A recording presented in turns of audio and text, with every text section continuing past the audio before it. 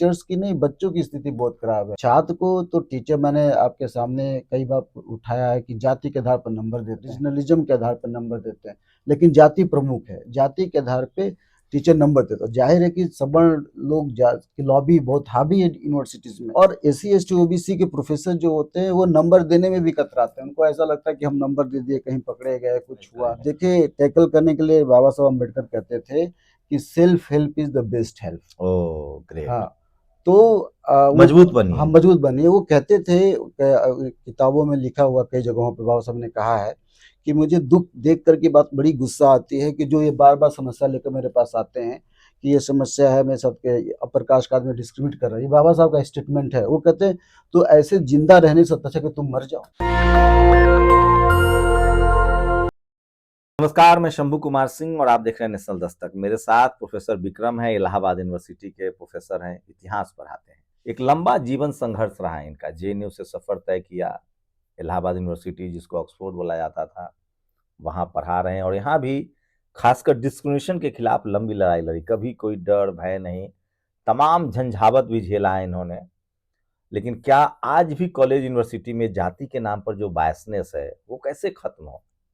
सवाल है कि अपने ही देश के नागरिकों को जाति के नाम पर प्रताड़ित करना कितना सही है, और क्या देश के हर लोगों को, जो न्याय प्रिय लोग हैं, जो देश को मजबूत बनाना चाहते हैं, जो राष्ट्रवादी क्लेम करते हैं, उनको ऐसे प्रोफेसर विक्रम के साथ नहीं खड़ा होना चाहिए, जो अपने ही देश के युवाओं को बराबर चाहते हैं कि बराबरी का मौका मिले?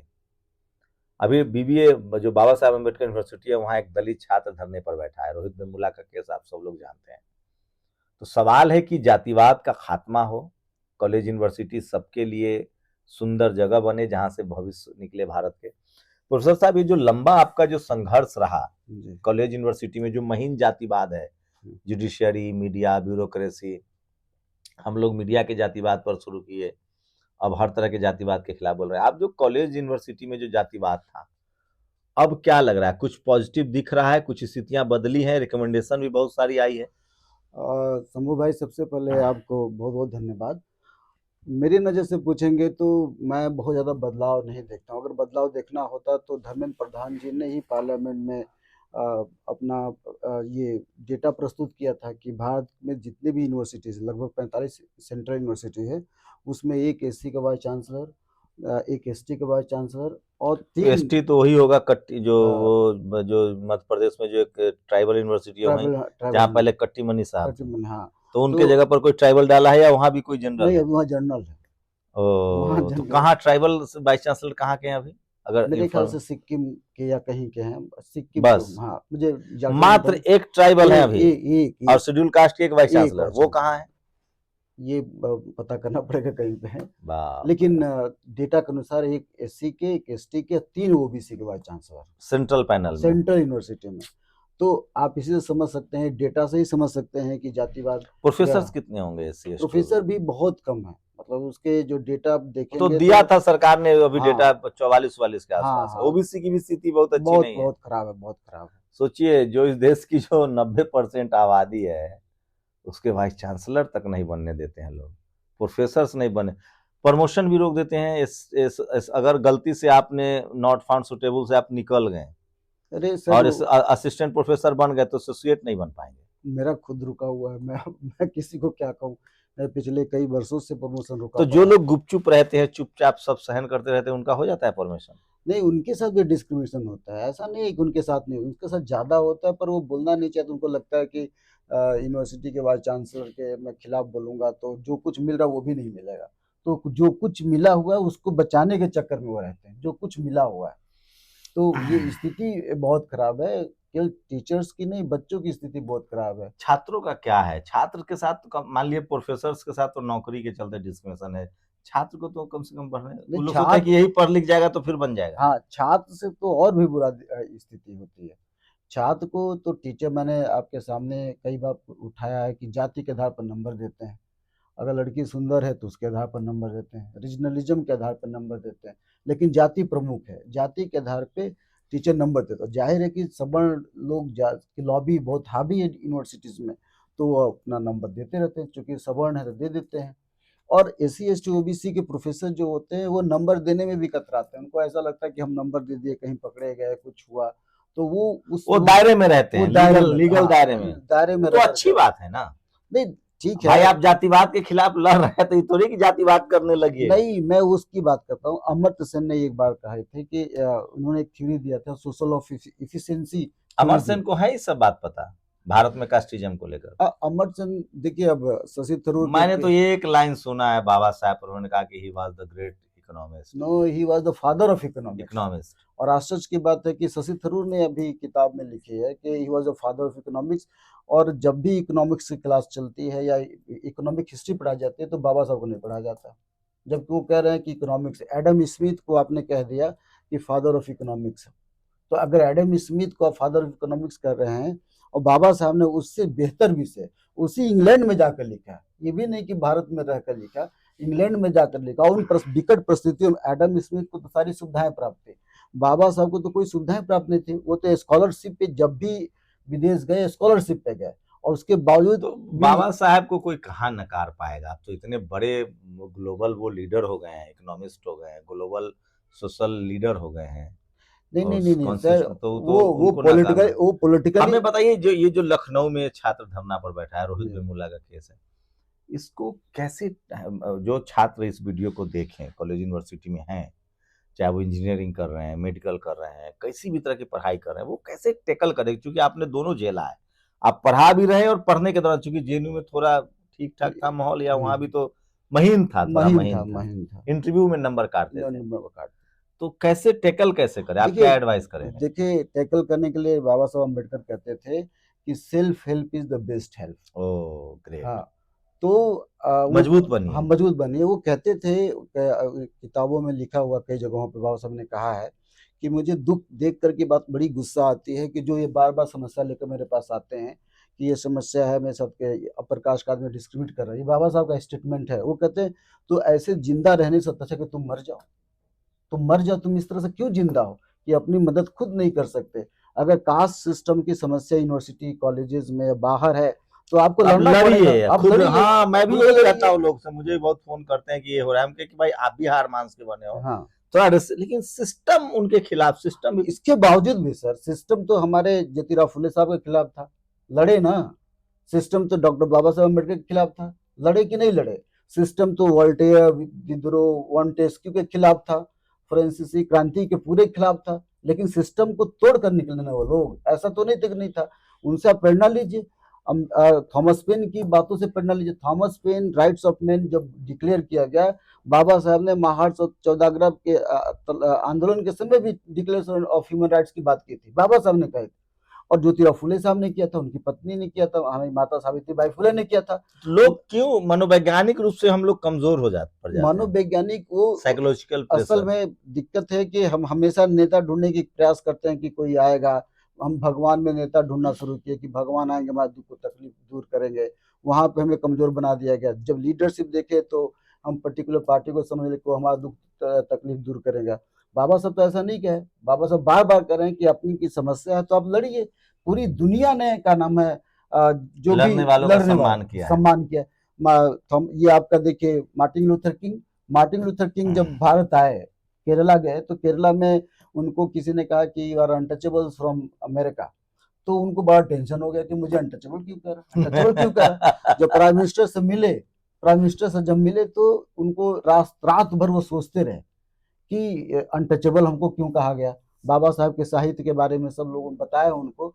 तो फिर उन्होंने प्राइम मिनिस्टर से कहा कि I am untouchable of America. तो अगर मार्टिन लूथर किंग भी तो लड़ाई की है, ऐसा इतिहास का कौन सा पन्ना तो ये है जो जो बच्चे हमारे जो सरेंडर कर जाते हैं, सुसाइड कर लेते हैं, ड्रॉप आउट करते हैं, इनको मतलब लगे रहना चाहिए, जूझिए। बिल्कुल बिल्कुल, मैं कई बार कई जगहों पे कहता हूँ कि लगातार लड़ाई के सिवा हमारे पास कुछ नहीं है, कुछ तरीका ही नहीं है। जब तक हम अब समाज के खिलाफ अपनी आवाज को बुलंद नहीं कर, देखिए लड़ते रहना इंपॉर्टेंट है। हार जीत मुझे नहीं पता, लेकिन लड़ते रहना जीता है जी, लड़ करके मरना ही इंपॉर्टेंट है। मरना तो तय है भाई। किसी ने कहा ही था कि उसके होची मिन ने कहा था मेरे ख्याल से कि उसकी भी कब्र दिखाई पड़ते जो जिंदगी में लड़ा नहीं। मैंने उनकी भी कब्रें देखी हैं जो इस डर से नहीं लड़े कि मारे जाएंगे। मारे जाएंगे। ओह। तो तो इसका मतलब है कि भाई तभी तुम मरोगे, नहीं लड़ोगे, लड़ोगे तब भी मरोगे। तो लड़ने वाले की तो इतिहास लिखा गया है और इतिहास लिखा अच्छा, जाएगा। एक एक एक बताइए कि जो कॉलेज यूनिवर्सिटी में जो बच्चों का जो ड्रॉप आउट हो रहा है, जो स्कूल सरकारी बंद हो रहे हैं, इसका क्या इम्पैक्ट होगा? देखिए, असल में जब तक ये सरकार माने क्रूर रूप से पूंजीवाद व्यवस्था को सपोर्ट कर रही है। अभी 3 लॉज लाए गए। मुझे ये नहीं समझ में आया कि आप मजदूर कानून लेके आ रहे हैं और सबसे बड़ी बात है कि आप पूंजीवाद को विकास कर रहे हैं। तो अच्छा, पूंजी काम के घंटे 12 घंटे हो गए हैं भाई साहब। तो मैं वही कह रहा हूँ कि ये पूंजीवाद और पहले 8 समाजवाद। घंटा था तो 12 घंटा काम करवाता था, अब हाँ, 12 घंटा है तो 16 घंटा काम ये कर। इससे अच्छा हम लोग नौकरी ना पेशा नहीं है। तो वो तो नौकरी पेशा नहीं, उसमें और भी प्रॉब्लम है। अभी बीएलओ की मौत हो गई ना, कई बीएलओ मरे, प्रेशर है इतना एसआईआर को लेकर के। तो आप सरकारी नौकरी में है, थोड़ा सा मैं मुझे अच्छा, एक लगता बात बताइए, ये सरकार, ये मोदी जी की सरकार अगर सेंट्रल यूनिवर्सिटी में एक प्रोफेसर को 18 घंटे पढ़ाना है, चूंकि मोदी जी 18 घंटे काम करते हैं, तो ये प्रोफेसर सब मान लेगा? प्रोफेसर नहीं मानेगा, लेकिन जब तानाशाही चली रही है तो नहीं, आदमी। इस बात पर भी तो मान सकता है ना कि अपनी आरएसएस प्रोफेसर तो सब आजकल तो सारे संघ के लोग आरएसएस प्रोफेसर है, देखिए, तो वहां विरोध करें। मैं तो चाहता हूं कि जब मजदूरों के लिए 12 घंटा हो गया, तो media, judiciary, college, university, bureaucracy, business, तमाम जगहों को 18 घंटा कर दिया जाए। जब हमारे प्रधानमंत्री 18 घंटा काम करते हैं, तो ये सब सवर्ण समाज का वर्चस्व है। देखिए, जो कोर्ट जज को कहे कि 18 घंटा, इतना केस पेंडिंग है। अच्छा, प्रधानमंत्री 18 घंटा काम करते हैं ना? मुझे तो नहीं लगता। अरे मान ली कहते हैं ना भाई मीडिया कहते वाले हैं, हाँ, हैं, कहते हैं, हाँ। तो कर दे कि जज को भी 18 घंटा काम करना है। देखते हैं ना कि लोग बोलता है तब भी बोलता है कि तब भी सरकार की बात मान लेता है। तो ये काम कहाँ करते हैं, दूसरे से करवाते हैं। मैं आपको जेएनयू का एग्जांपल। अरे भाई, सुप्रीम कोर्ट के जज, हाई कोर्ट के जज, वाइस चांसलर को बैठना तो पड़ेगा ऑफिस में 18 घंटा। बैठ सकते हैं, लेकिन मुझे नहीं लगता कि ये बहुत ज्यादा काम करें। ये तो कम काम करवाते हैं। बैठना का नियम आ जाए कि आपको 18 घंटा रोज रहना है वाइस चांसलर को कॉलेज में, प्रोफेसर को क्लास में, तो तब तो लोग बोलेंगे, तब तो पता चलेगा भाई, कि मजदूरों का भाई, दर्द। लॉ को फॉलो तो करना पड़ सकता है। अगर ये तो कानून बन जाए। जब मजदूरों के लिए हो सकता है 12 घंटा, तो इनके लिए 18 घंटा कर दिया जाए। क्योंकि जो मान लीजिए, जो हम लोग प्रधानमंत्री के, हम लोग तो क्रिटिक्स हैं, तो हम लोग को छोड़ दिया जाए। जो प्रधानमंत्री के समर्थक है, उनको 18 घंटे की ड्यूटी दी जाए। नहीं, मीडिया भी प्रधानमंत्री के सपोर्टर है महाराज। हाँ, अब तो कहाँ है? उनको भी 18 घंटे की दिया जाए। दिया जाए, मीडिया करे, वो सब करे। वो जो एक जो बड़े आईटी के मालिक है, नारायण मूर्ति तो कहता था कि 72 घंटा काम करे। हाँ, वो कहते मैं चूंकि सप्ताह में नहीं, देखिए, ये 12 वो 12 घंटा के पक्षधर है। सर, ये पूंजीवादी विचारधारा है। आप ये जो बातें निकल कर आ रही है इंडस्ट्रियल रेवोल्यूशन के दौरान, आप तो 12 घंटा कर, जो औद्योगिक क्रांति के दौरान तो तय ही नहीं था। यही नहीं तय था कि तो बाबा साहब 24 भारत में काम के घंटे तय करवाए जब वो लेबर मिनिस्टर बने। तो बाबा साहब समाजवाद के सपोर्टर थे। बाबा साहब मजदूरों के पक्ष के सपोर्टर उस थे। समय भी 12 घंटा शायद था, तो उन्होंने 8 घंटा नहीं, करवाया था। अरे बाबा साहब ने तो लेबर लॉज तो छोड़िए, मैटरनिटी के महिलाओं के लिए बहुत काम किया है। नहीं, जब अंग्रेज यहाँ 12 घंटे काम करवाते थे, तो बाबा साहब ने कानून बनाकर 8 घंटे करवाया हाँ, 8 उसको। घंटे करवाया। अब फिर ये अंग्रेज की तरह 12 घंटा कर दिए। नहीं, मैं वही कह रहा हूँ कि पूंजीवादी विचारधारा के लोग है ना, ये तो लगातार 1% लोगों ने 39% लोगों के जमीन पे हिस्सेदारी पे कब्जा किया हुआ। 1%। तो टाटा, बिरला, डालमिया, गोयनका यही तो बचे हैं, और यही यूनिवर्सिटी चलाने। प्राइवेट यूनिवर्सिटी बहुत खुल गई है, प्रोफेसर देखिए साहब, रहे। आपके यहाँ जो छात्र आ रहे हैं, कितना क्या लग रहा है, वो सामाजिक रूप से, खासकर वीकर सेक्शन के, SC ST OBC, किसान परिवार से गरीब जो आ रहे हैं, कितने सोशली अवेयर छात्र दिख रहे नहीं, हैं? बहुत डरे हुए लोग हैं। कुछ सोशली अवेयर थोड़ा बहुत हो रहे हैं, लेकिन मैं जो स्थिति और खराब हो रही है, स्थिति खराब है। क्योंकि ड्रॉप आउट बढ़ा है, स्कूल कॉलेज बंद हो रहा है। एनईपी एजुकेशन पॉलिसी आई, हम्म। उसकी वजह से क्या हुआ कि प्राइवेट सेक्टर की बहुत बड़ी मात्रा में एंट्री हो गई है, और यूनिवर्सिटी ने मजबूर कर दिया, जैसा आप बता रहे हैं कि एनईपी आने से जो न्यू एजुकेशन पॉलिसी में एक तो ये स्किल क्या डेवलपमेंट। सरकारी कॉलेज की पढ़ाई भी महंगी हुई है? हाँ, बहुत कितना? महंगी हुई है। मतलब इलाहाबाद मतलब आप यूनिवर्सिटी से देखिए अगर कि ग्रेजुएशन करना हो तो? ग्रेजुएशन करना हो तो अगर इलाहाबाद यूनिवर्सिटी आज के डेट में जो एजुकेशन का है, करीब करीब 10 से 12 हज़ार रुपये एडमिशन फीस है। हॉस्टल का फीस है 40 हज़ार। तो एक छात्र, गरीब छात्र 8-10 हज़ार कहाँ से फीस लाएगा, और प्लस 40 हज़ार रुपये जो हॉस्टल फीस है सालाना, वो कहाँ से टोटल आएगा? बताइए ना, 3 साल ग्रेजुएशन करने में कितना कॉस्ट आ जाएगा? कम से कम किसी सब्जेक्ट से करें 4-5 लाख से कम नहीं आएगा। इलाहाबाद यूनिवर्सिटी में? हाँ, आज जो प्राइवेट सब है उस सब में तो वो तो ज़्यादातर, गलगोटिया और वो लवली यूनिवर्सिटी। तो उसमें से 15-20 लाख जाता है, वहाँ पर तो एलिट बच्चे जाते ही हैं। अभी अशोका यूनिवर्सिटी में इस बात का हंगामा हुआ ही था कि भाई वहाँ पे भी तो जाके आपके यहाँ साइंस वालों का ज्यादा पैसा लगता है? बिल्कुल ज़्यादा लगता है। माता पिता घर बेच कर तो भेज रहे सोचिए, हैं। मेडिकल की पढ़ाई, इंजीनियरिंग की पढ़ाई और साधारण ग्रेजुएशन की पढ़ाई भी जो है बहुत महंगी हो रही है। ट्यूशन का जमाना है, और आईएएस की तैयारी के लिए भी ओवरऑल जो 80 करोड़ कोचिंग लोगों के हाथ से निकल चुका है पढ़ाई कोचिंग का। ने इतना, ये कोचिंग ने अपने एक बिजनेस बना रखा है, ज्यादातर वो ये अपर कास्ट के लोग तो क्या चलाते हैं। मान ले कि हम लोग 80 करोड़ लोगों के हाथ से, 80 क्या 100, जो 40 करोड़ लोग तो ऐसी खेल से बाहर है, दलित पिछड़े झुग्गियों में रहते हैं, नालों में रहते हैं, भीख मांग के खाते हैं या रोज मजदूरी करते हैं। 80 करोड़ लोग जो 5 किलो राशन पर जिंदा है, उनके हाथ से भी बाहर है हाँ एजुकेशन। हाँ बिल्कुल बाहर। अब देखिए, इतना ही नहीं, पूंजीवादी व्यवस्था में क्या हुआ है कि इतना ज्यादा एजुकेशन महंगा कर दिया गया है, तो गरीब बच्चे आपका आ ही नहीं पाते हैं। मतलब ये मात्र 1% जनसत्ता का डेटा है। उसमें माइनस या माइनस में पीएचडी के स्कॉलर जाते हैं, जो इन जनरल जाते हैं। हमारे बच्चे तो तो होते ही नहीं सोचिए, है। 15 करोड़ लोग इस देश में जो दलित पिछड़ा, इस देश की आबादी में बार बार कह रहा हूँ 150 करोड़ है लगभग। 40 करोड़ लोग ऐसे दलित पिछड़ा, किसान, आदिवासी, अल्पसंख्यक हैं जो नाले पर जीवन जी रहे हैं, रोज कमाते हैं, रोज खाते हैं, भीख मांगते हैं, जैसे भी जीवन काट रहे हैं। वो तो पहले से खेल से बाहर है। 80 करोड़ लोग जो 5 किलो राशन पर जिंदा है, वो अब एजुकेशन उनके हाथ से बाहर है, हेल्थ उनके हाथ से बाहर है, वो अपने मालिक, अपनी किस्मत के भरोसे बैठे हैं। 15 करोड़ लोग जो दलित पिछड़ा, 120 करोड़ लोग खेल से बाहर हो रहे हैं। 15 करोड़ जो दलित पिछड़ा सिस्टम का हिस्सा है, किसान, अल्पसंख्यक, उनके हाथ से भी अब चीजें निकल रही है। तो आप तो मान लिए असिस्टेंट प्रोफेसर है, तो आप अपने बच्चों को आज के समय में पढ़ा पाएंगे कि नहीं?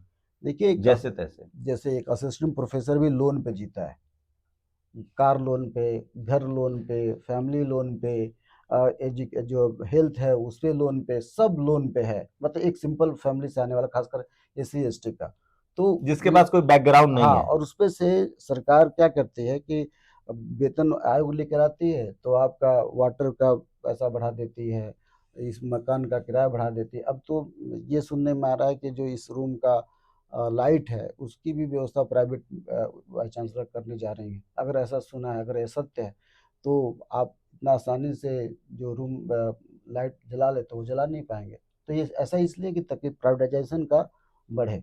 और यूनिवर्सिटी कहती है कि सेल्फ फाइनेंस हम चलाएंगे, क्योंकि पैसा खर्चा नहीं दे पा रहा है।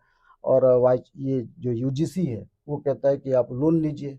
अब यूनिवर्सिटी को लोन लेने की व्यवस्था करा रहा है। अब हायर एजुकेशन एक संस्था बना रहे हैं मोदी साहब, उससे लोन लिया जाएगा। लोन लेकर यूनिवर्सिटी चलेगी। अगर यूनिवर्सिटी लोन लेकर चलेगी तो किससे पैसा, कौन पैसा देगा? यही छात्र देंगे, इसीलिए बढ़ रहा है। सोचिएगा आप, क्या आप सचमुच पढ़ना लिखना चाहते हैं? ऑप्शन है आपके पास, पकौड़ा तल सकते हैं, रील बना सकते हैं, लेकिन उसके लिए भी पढ़ाई लिखाई जरूरी है। बिना कैटरिंग मैनेजमेंट के आप बढ़िया पकौड़ा भी नहीं तल सकते हैं। बिना एजुकेशन के आप रील्स भी नहीं बना सकते हैं। हाँ, एक बात हो सकता है, जब नहीं पढ़ेगा भारत तो सवाल नहीं पूछेगा। देखिए सर, भारत को ये उस दिशा में ले जाना चाहता है जहाँ पे गुलाम बन जाए। और जानते हैं गुलाम सबसे, भारत गुलाम बन जाए या भारत के बहुजन गुलाम बन जाए? भारत के बहुजन गुलाम बन जाए। भारत के बहुजन गुलाम रहेंगे तो सबसे ज्यादा ज्यादा जिनके वफादार होंगे। 10% लोग तो भारत में ऐसे हैं जो अमेरिका, लंदन भी बच्चों को पढ़ा लेंगे, वो पढ़ा लेंगे या ना। देश में भी सारे कॉलेज यूनिवर्सिटी उन्हीं के जद में है। बहुजन 90% है, 85% है। बहुजनों से आप एक आंकड़ा निकालेंगे तो बहुजनों के कितने बच्चे विदेश में पढ़ाई कर रहे हैं।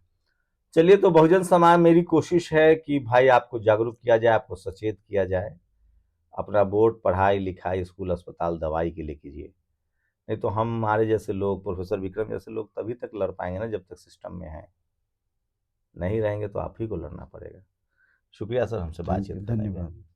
तो हम लोग की कोशिश होती है कि जो देश की आर्थिक स्थिति है, सामाजिक स्थिति है, राजनीतिक स्थिति है, उस पर आपसे बातचीत की जाए, आपको रूबरू कराया जाए। शुक्रिया प्रोफेसर साहब, बहुत बहुत शुक्रिया। और ध्यान भी रखिए अपना। और उन लोग छात्रों को क्या कहिएगा जो जो तुरंत गिव अप कर देते हैं, घबरा जाते हैं? मैं फिर बाबा साहब की कोटेशन से कहूँगा कि self help is the best help. आप हमारे जो जितने भी महापुरुष है, ब्रॉकर टी वॉशिंगटन जो अफ्रीका में इन्होंने निग्रो थे, कैसे संघर्ष किया पढ़ाई के लिए, बाबा साहब कैसे संघर्ष किए। खुद बाबा साहब कई कई दिनों तक भूखे रहते थे। उनके लेटर्स हैं अपनी पत्नी माता रमाबाई को लिखते हैं, कहते हैं कि रामू मैं यहाँ भूखा हूँ इंग्लैंड में, और वो कह रहे हैं कि अपने सारे गहने बेच दो क्योंकि घर में भूखमरी है, बच्चे को रमाबाई माता खिला नहीं पा रही, तो कह रहे हैं कि गहने बेच दो, जो सब कुछ बेच दो। वो दूसरों के घरों में काम करती हैं।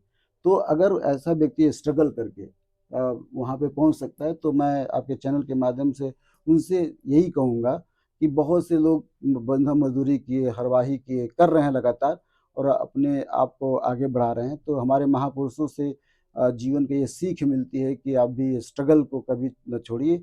अगर आप, बाबा साहब कहते हैं कि if you are depressed class, तो by default you are going to get a problem from the upper caste system. यदि आप बाय डिफ़ॉल्ट जन्म ले लिए हैं दलित समाज से डिप्रेस्ड क्लास में, तो आपको ये आपके साथ पेन आना ही है, दुःख आना ही आना है। तो इस दुःख के साथ तो सबके साथ आना है, पर हमें जो बाबा साहब कहते हैं उनकी बातों पे मान करके हमको पढ़ाई करना चाहिए। और अफ्रीका में जैसे बुकर टी वाशिंगटन ने किया, उनसे भी हमें सीख लेनी चाहिए। नेल्सन मंडेला ने किया, और मैं तमाम जो ब्लैक लोग हैं जो आज ऊंचाई पे पहुंचे हैं, तो अब इसमें बराक ओबामा के भी आप नाम ले सकते हैं कि कैसे उन्होंने कष्ट किया। तो मेरा मानना है कि जो ब्लैक्स अफ्रीका में हैं और जो इंडिया में अनटचेबल्स हैं, चाहे अमेरिका के अनटचेबल्स हैं, वो सबको मिल करके उनसे प्रेरणा लेकर के आगे बढ़ना चाहिए। जरूर मुझे उम्मीद है कि आप प्रोफेसर साहब की बातों से सहमत होंगे। प्रोफेसर साहब से बोलते नहीं हैं। इलाहाबाद यूनिवर्सिटी में एक एक ईंट वहाँ का जानता है कि ये जातिवाद के खिलाफ लगातार लड़ रहे हैं। Shambhu Kumar Singh, national Dastak, Prayagraj, UP. National Dastak की आपसे गुजारिश है कि अगर इसको बचाना चाहते हैं तो नेशनल दस्तक को सब्सक्राइब करने के लिए रेड कलर के सब्सक्राइब बटन को दबाएं, फिर बेल आइकन की घंटी दबाएं। नेशनल दस्तक को बचाने के लिए बहुत जरूरी है कि हर खबर को शेयर करें, लाइक करें, कमेंट जरूर करें।